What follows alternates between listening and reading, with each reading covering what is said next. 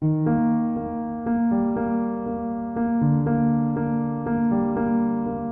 we talk about what abnormal bleeding is, let's spend a moment to talk about what normal bleeding is. Most women are going to start to have their first cycle by age 16, and in the United States, the average age of menopause is about 51. During that time, most women will have a menstrual cycle every month, and it will be approximately 25 to 35 days apart and last from 3 to 5 days at a time.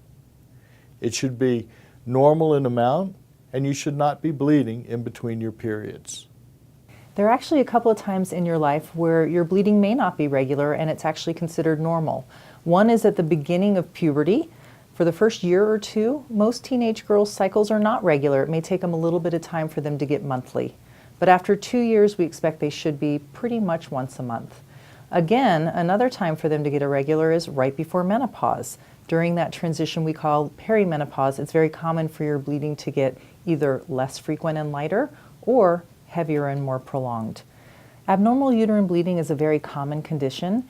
It's defined by irregular or excessive bleeding, bleeding in between menstrual cycles, bleeding after intercourse or after menopause, menstruation cycles that occur more than 35 days apart or less than 21 days apart, or long or heavy periods with any of the following characteristics: bleeding more than 10 days in a 28-day cycle, soaking through pads hourly for 2 or more hours, passing large blood clots, or anemia due to your bleeding. It was the abnormal bleeding. I never knew when I'd have a menstrual cycle or anything, and the fact that I would have, sometimes I'd have 3 in a month, and sometimes I would skip a month. And I would even have symptoms sometimes of being pregnant, even though I wasn't.